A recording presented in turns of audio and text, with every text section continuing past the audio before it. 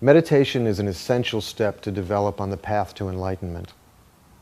Even in our daily lives, we can see that with good concentration, we accomplish much more work of better quality. Without a stable mind, we're like a candle sitting in the wind. We're vulnerable to negative influences and don't have much power to progress on a spiritual path. All Buddhist masters have relied on meditation to gain realizations. And if we look at the benefits, it's easy to see why. We feel more happy, balanced, and focused. And we experience a sense of inner peace. But meditation is much more than a way to relax and feel happy. It's a proven method for us to experience the true nature of reality, the true nature of our minds.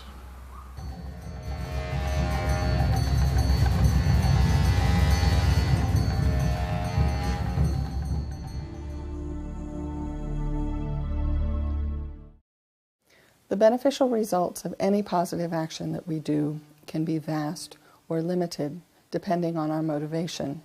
And this is just as true of meditation as it is of any other spiritual activity that we undertake. If, for example, our motivation focuses primarily on our own concerns and needs in a self-centered kind of way, then the positive results of this will be very limited. If, on the other hand, we focus more on becoming better persons, able to bring peace and happiness and harmony to those around us, then the beneficial results of this kind of meditation will be very vast indeed. Therefore, at the beginning of this second program in our series, How to Meditate, in which you'll be learning the skills of meditation, it's especially important to generate a positive and altruistic motivation, wishing to become a better person in order to be able to bring well-being, peace, and happiness to those around you.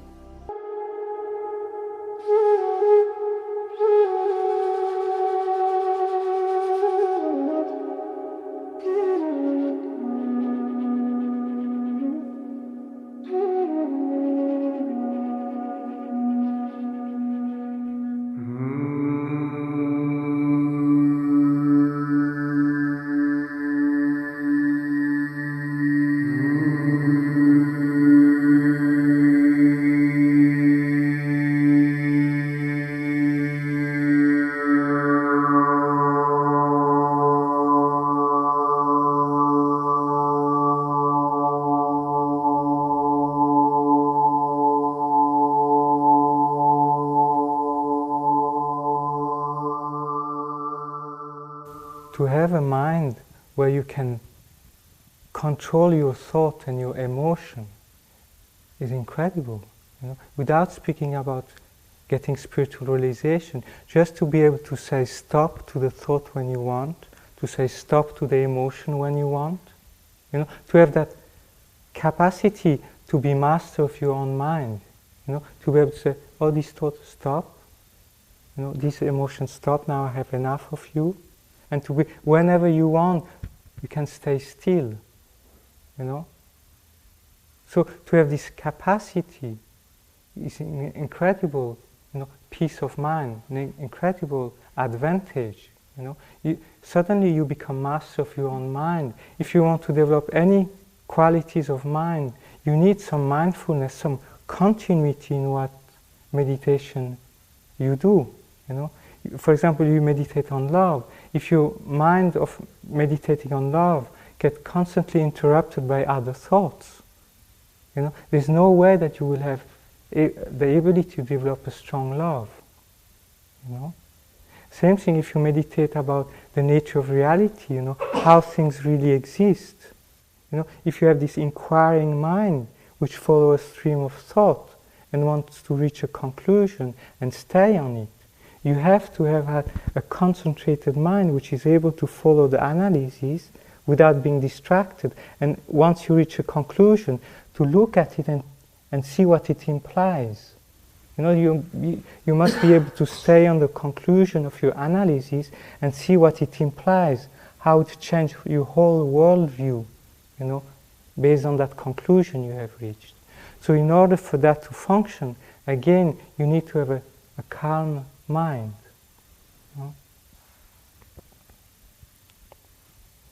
If you have more, we have control over our mind,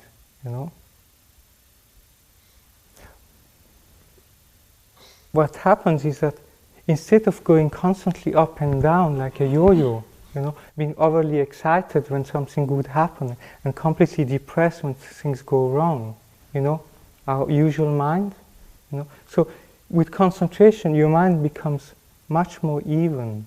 That evenness of mind actually is a type of joy, a type of peace, which is so pleasant, much more pleasant actually than even the excitement of pleasure. To have this still inside, is much more pleasant than having good news and good things happening out there. With time, we see that what we call pleasure, excitement, actually is a form of suffering. It's not real happiness, it's excitement, and it's like boiling water. There's no peace, no serenity in what we call pleasure. But this we see by practicing. So that's why I think effort put into concentration, into developing calm abiding, I think is very important. And we can do that in everyday life. It doesn't need necessarily to go into retreat to do that. You just know how to go about it, and you have to know how to integrate it into your everyday life. In order to develop calm abiding, there are certain conditions, which help. So all these conditions we can gather in our everyday life. We don't need necessarily to go to a complete isolated place. It just means having little desire, be content with one's life situation, and have little bit of peaceful environment. So even though one might have a family life, still we can wake up an earlier before everybody else and do some calm abiding then, or at the evening when everybody's at bed, or when the children are at school, or something like that. One can find a place, a time in a day, if one wants it, for a peaceful meditation. So the first is to have, wishing to do the meditation, by seeing its advantage, then developing the determination, I'm going to do it, and for such amount of time I'm not going to lose the object, and then is to develop the mindfulness of holding the object without losing it. And once you're able to do that, then you use introspection to check the quality of your concentration. And then to make it more precise, if you're prone to dullness, then you hold the object more intensely. If you have too much excitement, you lose, you relax it to be the grip on your object. And like that, slowly you find the middle way, and you're able to hold on to it. So that's a little bit the process, how one goes about it. And by doing that, one goes through 9 stages. Just in brief, I will go a little bit over that. So when one starts meditating on calm abiding and sits down, and say, okay, I'm going to meditate for 10 minutes, for 10 minutes, I will hold this Buddha image or watching the breath, So at the first stage, one said, wow, what a mess, One realized that one hardly ever find the object, During the whole session, we was, oh yes, oh, I'm supposed to watch my breath. And the mind goes all over the place, So just from time to time, actually, you remember you're supposed to watch the breath.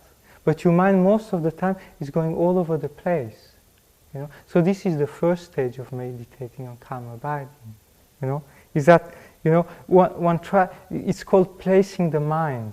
It's actually trying to bring the mind onto the object in the first place, So the whole session is spent bringing the mind on the object, because most of the time it's away.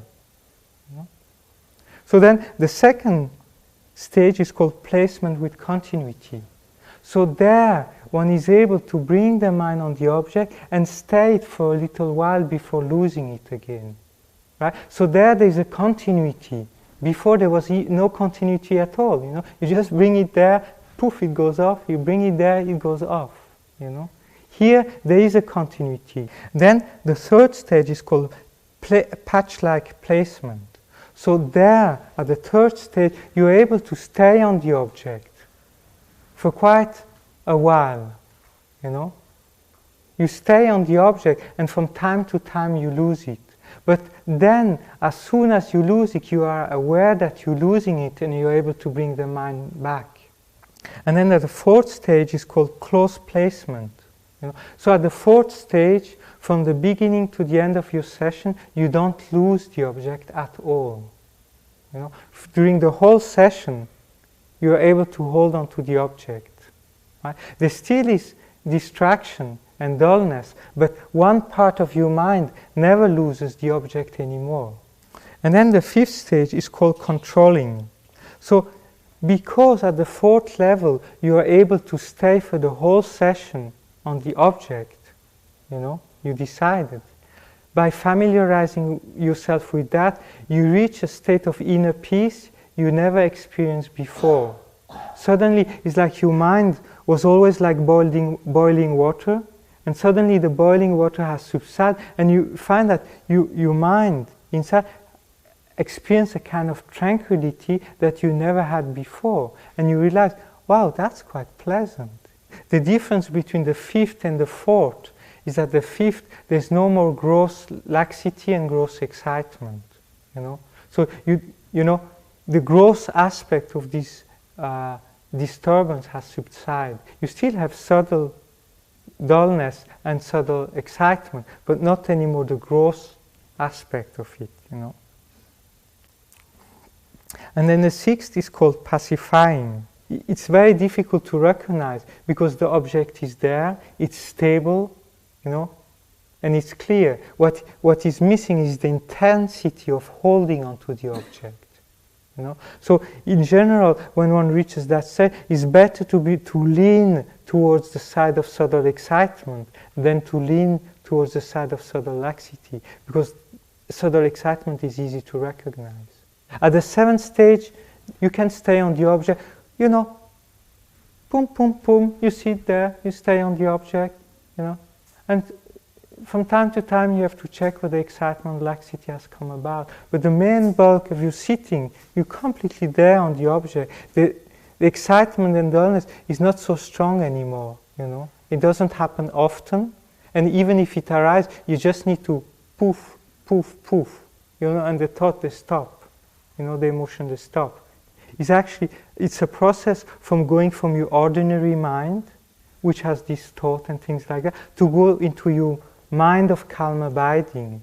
So it's like entering into a tunnel or entering into something, you know. So you focus your mind on the object and you go to a certain stage to go into that mind of calm abiding. And then the ninth stage is called placement with equanimity. So there's no more effort, you know. As soon as you sit down, you know, you're so familiarized with that state of meditation, you just sit down and you're in that state, you know, for the whole session. You know, no matter how long, you can stay on the object without any excitement or any dullness. You know? So that's a fantastic state of mind. This is the ninth stage of calm abiding. It's not the fully qualified calm abiding. Then you have to cultivate that for a certain period of time. And then there's something which is, if you cultivate that, there's a transformation of your body and mind happening. There's a kind of physical bliss which arises and a mental bliss. You know? And this physical and mental bliss give rise to a special physical suppleness or pliancy or lightness about your body and a lightness about your mind. You know, a sharpness, a suppleness about the mind, a pliancy where you can apply your mind for anything virtuous you want, you know, whenever you want. The mind has always great enthusiasm, you know. You never lose enthusiasm for doing something positive, you know. So when this process has happened, you know, this physical and mental bliss has arisen, and then the physical suppleness and mental suppleness has arisen, you know, and gets stabilized, then this is called calm abiding. It's a very clear path. You know, it's very well put down, you know, and so you know exactly where you are, what's your problem, and how to face it, you know, to go to the next stage. So this you find, in the Lamrim tradition, in the section on calm abiding, you have an explanation in detail on that, So, good luck.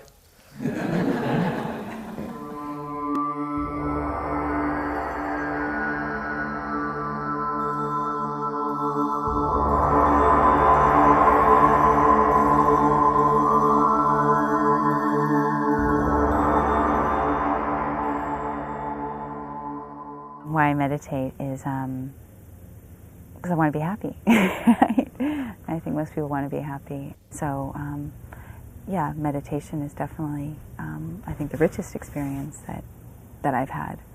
And it comes from inside. I don't have to manipulate the externals. I don't have to do anything to get it. It's just a matter of my having kind of the discipline of mind to sit down.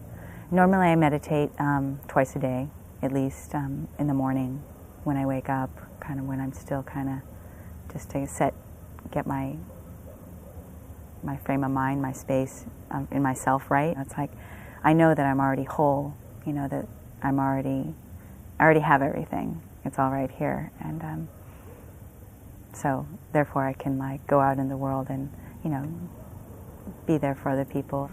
By meditating, I feel, because of this heightened awareness, that I can almost sense if something's, my own thoughts, like if I'm having negative thoughts about someone or kind of my own delusions, I can see them, it's like, oh right, there's my delusion. And there's this separation sometimes between the thought and kind of my awareness, watching the thoughts coming, and it's kind of, it's like a dream, or watching my own hallucination. There's just some sort of space between them where I'm not really identifying with everything. How that relates to my morality, it's like keeping a check on my actions, my thoughts, my words. If something's happening, I'm not just, jumping out and reacting with harsh words. If I keep that, very spacious awareness, it's like, this is all me, and why would I want to have these ugly thoughts or, towards, these kind people around me. So this perfect meditation involves concentration. And concentration is a very elusive thing, I have found. It's very funny because you think that you can just go and you can set the mind, especially in a quiet environment. You're not going to have the outside influences. And you'll be able to get to a very concentrated state very quickly. Well, that may be true at certain times, but I'll tell you, most of the time the mind is wandering. It takes a lot of determination. It takes a lot of time to be able to control it. I found during retreat you get a little taste of how things really do exist. And once you get that little taste, you become very hungry. You want to repeat that experience. So meditation is vital for that, because you want to keep bringing the mind back to that little taste you had. We have the fortunate circumstances to receive the Dharma teachings in this life, to meet these precious lamas who are spreading the truth, and that we can realize this truth. It's not just for lamas or teachers or long-term meditators. I mean, the common everyday person, the business person, the housewife, everybody can realize the ultimate nature. And we must do it, because we have this human rebirth. We have a very short time. We have this flash of lightning in order to do it. And we can't waste our lives drowning in alcohol, drowning in drugs. We have to do it with positive actions. We have to use meditation to calm the mind. We have to use meditation to understand the way things really exist. And then we have to use meditation to achieve that goal in order to help other people.